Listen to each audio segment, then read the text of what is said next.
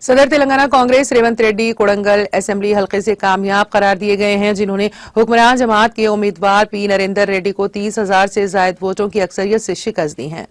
BRS نے Narendra ready, B J پی کے be Ramesh Kumar اور ریونت ریڈی میں ہوئے سے رخی مقابلے میں ریونت ریڈی کو کامیابی ملی۔ ریونت ریڈی کی پیدائش 1966 میں محبوب نگر ضلع کے کونڈا ریڈی پلی میں ہوئی تھی، جنہوں نے عثمانیہ یونیورسٹی سے BA کی تکمیل کی۔ ان کی شادی جے پال ریڈی کی بھتیجی سے ہوئی تھی۔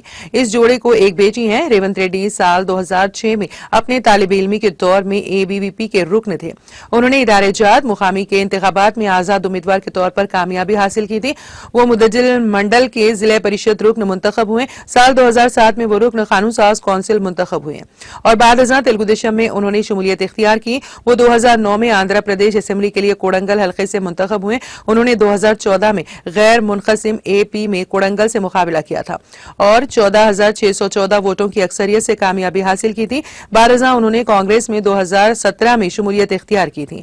انہیں کوڑنگل اسمبلی حلقے سے سال 2018 کے انتخابات میں ناکامی ہوئی، جس کے بعد وہ صدر ریاستی کانگریس بنائے گئے تھے۔